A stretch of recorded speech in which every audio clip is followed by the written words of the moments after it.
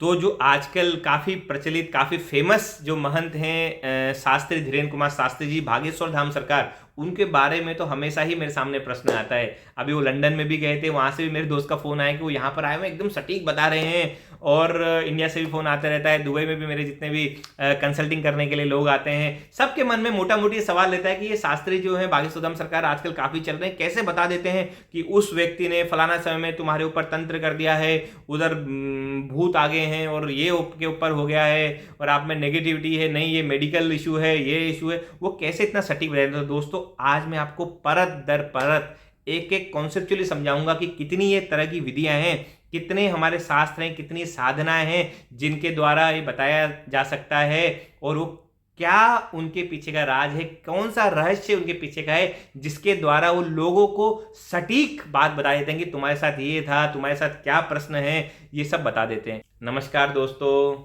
आज हम बहुत ही इंटरेस्टिंग विषय पे चर्चा करेंगे। मैं आपको बहुत अच्छी जानकारी आज देने वाला हूँ। पिछले दिनों में कुछ वर्कशॉप्स ले रहा था, उसमें भी ये सवाल आया, और हमेशा कभी ना कभी किसी न किसी डिबेट पे सवाल मेरे पास आता रहता है। कोई कंसल्टिंग करने आता है तो वो भी सवाल पूछते हैं। सबके मन में जिज्ञासा रहती है। जिज्ञासा ये रहती है कि हमने बहुत लोगों को देखा है जो भूतकाल बता देते हैं, भविष्य भी बता देते हैं और बोलते हैं आप ये कीजिए। और कुछ साधु महात्मा हमारे इस तरह के अभी भी वर्तमान में हैं, काफ़ी प्रचलित हैं, भागेश्वर धाम सरकार, धीरेन्द्र शास्त्री जी। तो पहले भी इस तरह के ऋषि मुनि हुए हैं, पहले तो काफ़ी हुआ करते थे, आपको देखकर ही बता देते थे कि क्या आपका भविष्य, आपके साथ क्या हुआ है। वर्तमान में भी हैं बट इतने नहीं हैं, लेकिन हैं। इस समय मैं धीरेन्द्र शास्त्री जी का नाम ले रहा हूँ क्योंकि वो काफ़ी प्रचलित हो रहे हैं इस समय। पिछले दिनों लंदन गए थे तो मेरे दोस्त भी वहाँ पर गए थे, वहाँ से उनका फ़ोन आया था। इंडिया से भी काफ़ी सवाल आता रहता है कि ये आखिर है क्या। तो आज हम इन विषयों पर चर्चा करेंगे कि ऐसी कितनी विधियां, कितने मेथड्स हैं जिनके द्वारा हम ये कर सकते हैं, हम इनको कैसे सीखें। अगर हमें खुद को ये करना है, खुद को सीखना है, साधना करनी है, तो क्या ये चीज़ है, क्या ये सही है, क्या ये फेक है, क्या इसके पीछे का राज क्या है, रहस्य क्या है। आज मैं आपको सारी विधियां बताऊंगा जो शास्त्रों में वर्णित हैं, जो हमारे इतिहास की धरोहर है। किन विधियों के द्वारा हम किसी की भी मन की बात पढ़ सकते हैं, भूतकाल जान सकते हैं और भविष्य भी बता सकते हैं। कौन कौन सी ऐसी विधियां हैं। तो दोस्तों आज का ये वीडियो जरूर देखिए, कुछ मिनटों की बात है लेकिन आपका ये डाउट हमेशा के लिए क्लियर हो जाएगा कि हमारे शास्त्र क्या कहते हैं, क्या हमारे वेदों में वर्णित है, कितनी हमारी ऐसी पुस्तकें हैं, कौन से हमारे ऐसे सैद्धांतिक विचार हैं जिनका वर्णन साइंटिफिकली हमारी किताबों में है, और क्या हम उसको सीख सकते हैं और कैसे सीख सकते हैं। तो दोस्तों शुरू करते हैं। तो दोस्तों हमारे पास दो तरह की विधियां हैं, दो तरह के मेथड्स हैं, दो रास्ते हैं जिन पर चलकर हम बता सकते हैं भूतकाल क्या है, क्या रहा भूतकाल, वर्तमान क्या है और भविष्य क्या होगा। तो वो दो रास्ते क्या हैं, वो है, पहला है तंत्र साधना और दूसरी है ज्योतिष साधना।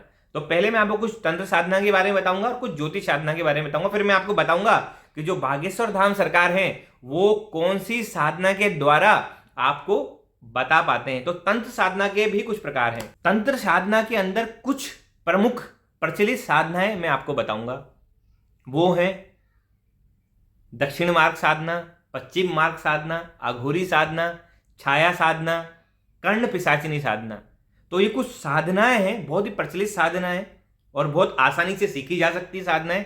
लेकिन सावधान रहिए, बिना गुरु के कभी भी आप ये साधनाएं ना करें। आपको मिल जाएगा, आप सर्च करेंगे गूगल में या कहीं भी, बुक्स इसकी बहुत इजीली अवेलेबल हो जाती है और आप इनकी प्रैक्टिस करके आसानी से सीख सकते हैं। लेकिन ये इतना आसान नहीं है। इसके करते समय इसमें काफ़ी भ्रम की स्थिति पैदा हो जाती है। आप देखेंगे कभी साधनाएं करते करते ऐसा प्रतीत होता है कि अचानक से कोई सांप आपके सामने आ गया है तो इंसान उसको पकड़ने लग जाता है, और अगर वो साधना खंडित हो जाए तो वो जिंदगी भर ऐसे ऐसे करता रहता है। कुछ लोग बोलते हैं तो फिर वो बोलते रह जाते हैं। जो साधनाएं बड़ी डेंजरस होती है।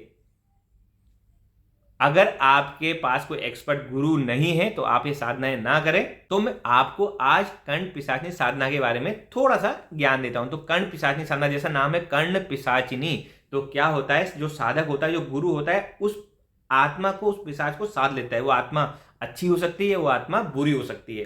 तो उसको साध के कहाँ रख देता है, अपने कान में। तो वो आत्मा उसको हमेशा, वो पिशाच हमेशा उसको बताता रहता है कि क्या हो रहा है, भूतकाल क्या हुआ, इसके साथ क्या घटना घटी, तो उसको हमेशा अपडेट देता रहता है। तो आपने देखा होगा जब भी इस तरह के साधक होते हैं तो वो ऐसे बैठे रहते हैं, थोड़ा सा तिरछी गर्दन करके बैठे रहते हैं। क्यों बैठे रहते हैं वो तिरछी गर्दन करके? क्योंकि वो ध्यान लगाते हैं वो आत्मा उनके कान में क्या गुदगुदा रही है, वो पिशाच उनके कान में क्या गुदगुदा रहा है, तो वो ऐसे बैठे रहते हैं। तो उनको बताती है, मैं आपको जैसे एग्जाम्पल देता हूँ तो वो बताती है उनको, अरे आपके दरबार में या आपके घर के बाहर आपसे कंसल्टिंग लेने या कोई एक दुविधा में है, उसका नाम राम शर्मा है, वो आया हुआ है। तो फिर आप क्या करते हैं, आप आवाज़ लगाते हैं, अरे दरबार में राम शर्मा आए हुए हैं, कृपया खड़े हो जाइए, आप सामने आइए। अब उस राम शर्मा जी चौंक जाते हैं, अरे ये तो मेरा नाम जान लिया, बस वहाँ पर वो सरेंडर हो गए कि मेरे को बुला दिया गुरुजी ने, तो आ गए राम शर्मा। फिर वो बोलती है, आत्मा जो भी आत्मा थी, ये राम शर्मा जी के साथ पिछले दिनों 10 दिन पहले इनके साथ ये घटना घटित हुई थी, ये दीपक जला रहे थे, अचानक दीपक इनके हाथ से गिर गया। तो शर्मा जी, फिर साधक क्या बोलता है उनसे, राम शर्मा जी हम जानते हैं आपकी दुविधा क्या है, आपके हाथ से दीपक गिर गया, आपका मन परेशान है, आपके साथ ये हुआ था। वो सारी घटना बता के राम शर्मा जी चौंक जाते हैं कि भाई ऐसी ऐसी घटनाएं हो रही है हमारे साथ, अब क्या करेगा। बिल्कुल वो तो बात सही है, पिशाच ने भी सही बताई है, लेकिन वो कभी भी भविष्य नहीं बता सकते हैं कर्ण पिशाचनी साधना वाले, वो सिर्फ भूतकाल बता सकते हैं, भविष्य नहीं बता सकते। भविष्य कैसे बताते हैं वो भी मैं आपको अभी बताऊंगा। तो कर्ण पिशाचनी साधना वाले आपका भूतकाल बता देंगे, लेकिन सब सच बताएंगे, ऐसा कोई नहीं कि गलत बताएंगे, वो सच बताएंगे, क्योंकि वो भी पिशाच आत्मा है, उनके पास पावर है, वो हाई एनर्जी है, उनके पास उनकी फ्रीक्वेंसी इतनी तेज है कि वो कितनी गति से ट्रेवल कर सकते हैं। ये भी साइंस है, बट उसमें हम कभी और जाएंगे। तो उनकी फ्रीक्वेंसी इतनी तेज होती है कि वो सारी घटनाओं को भाप लेते हैं और वो उस साधक को बता देते हैं जिन्होंने इनको वश में किया है।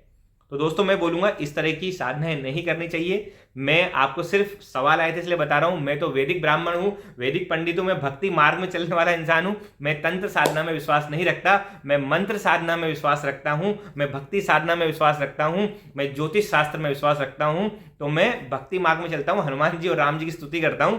लेकिन सिर्फ प्रश्न आया था इसलिए मैं आपको ये बता रहा हूं। मेरे गुरुजी ने मुझे जो ज्ञान दिया है सिर्फ बताने के लिए बताया है, ना वो हमें ये साधना कराते हैं। उन्होंने सिर्फ हमको बताया कि ये साधना है, इस प्रकार की होती है और इसको नहीं करनी चाहिए। हाँ, कुछ तांत्रिक लोग होते हैं ये करते हैं, वो भी किसी उद्देश्य के लिए करते हैं। अगर ये किसी की भलाई के लिए की जाए तो बहुत बढ़िया है। कभी कभी भूतकाल जानने से बहुत ही हमें लाभ होता है। आप देखेंगे पहाड़ों में या दूसरी जगह पे इस तरह की काफी चीज प्रचलित है, क्यों, उससे आपको समस्या पता पड़ जाती है पुरानी है तो जाना चाहिए। लेकिन कोई कोई लोग मिसयूज भी करता है, तो आप जा सकते हैं इन लोगों के पास सिर्फ जानने के लिए, बट आपको जहां पर समझ में आया था कि ये क्या बोल रहे हैं, बात सही बोलेंगे लेकिन जो उसके उपाय हैं क्या सही बोल रहे हैं या कुछ स्वार्थ तो नहीं है, आपको एक खुद समझना है अपने विवेक से।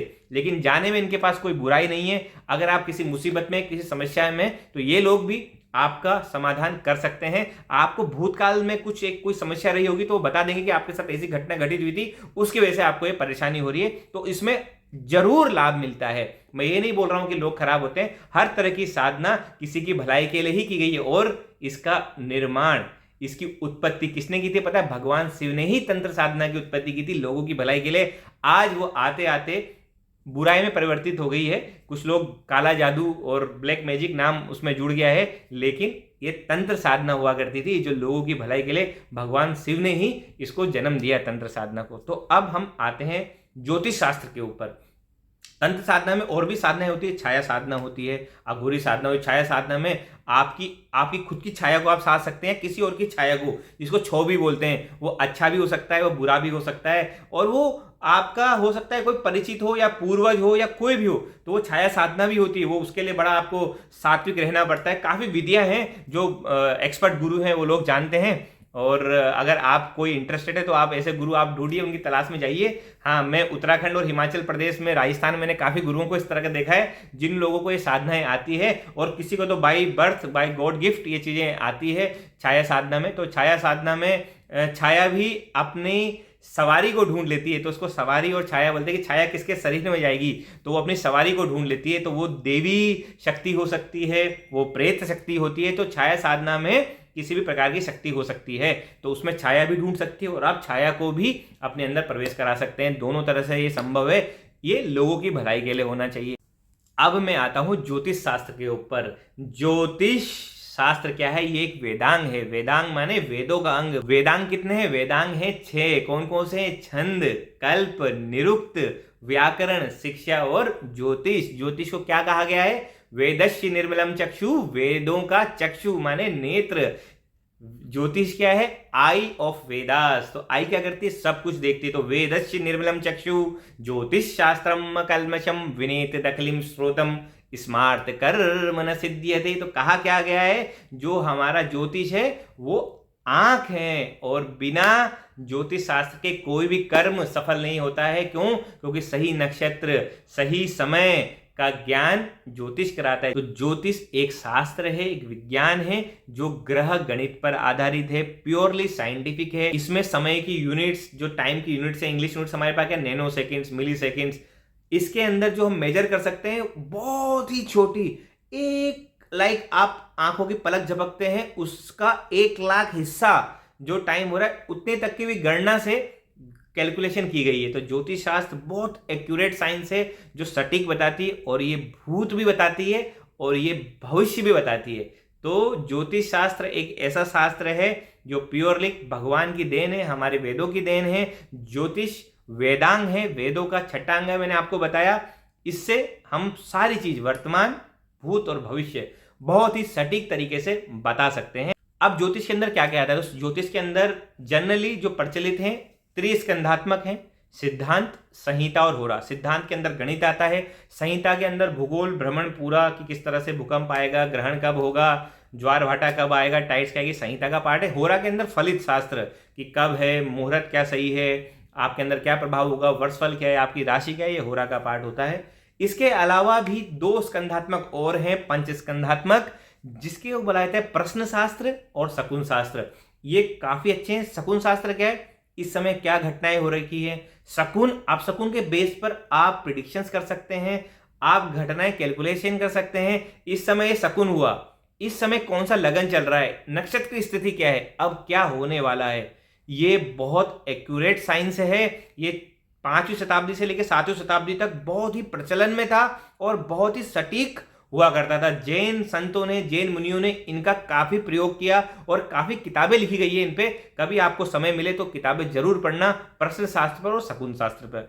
अब कुछ और स्कंद होते थे, बट दुर्भाग्य से आज हमारे पास उनकी पांडुलिपियां नहीं है, हमारे पास कोई किताबें उनके पास नहीं है। वो ज्ञान गुरुओं के पास रहा और गुरुओं के साथ ही चला गया। कहीं कहीं वो गुरु आज भी उपलब्ध है। अब वो क्या था, उसमें से एक आता है प्रेरणा शास्त्र। आपको प्रेरणा, आप पंचभूतों से, पंच तत्वों से, जो पंच तत्व है अग्नि, जल, वायु, पृथ्वी, आकाश से प्रेरणा ले सकते हैं और उस प्रेरणा से आपको सब कुछ दिखता है। बिकॉज ये जो यूनिवर्स है, इट इज द मैनिफेस्टेशन, ये एक मैनिफेस्ट हुआ है। कभी भी धरती जो है, आप नाप नहीं सकते हैं धरती को, विज्ञान ने भी नहीं नापा है, क्योंकि मैनिफेस्ट होते जा रही है। जो यूनिवर्स है ये मैनिफेस्ट हो रहा है। तो मैनिफेस्टेशन किससे हो रहा है? इन 5 तत्वों से। तो उन 5 तत्वों की प्रेरणा को अगर आप जान लेंगे, उनको जो समझ लेंगे, उससे आप सब कुछ जान सकते हैं कि क्या हुआ था, क्या हो रहा है और क्या होगा।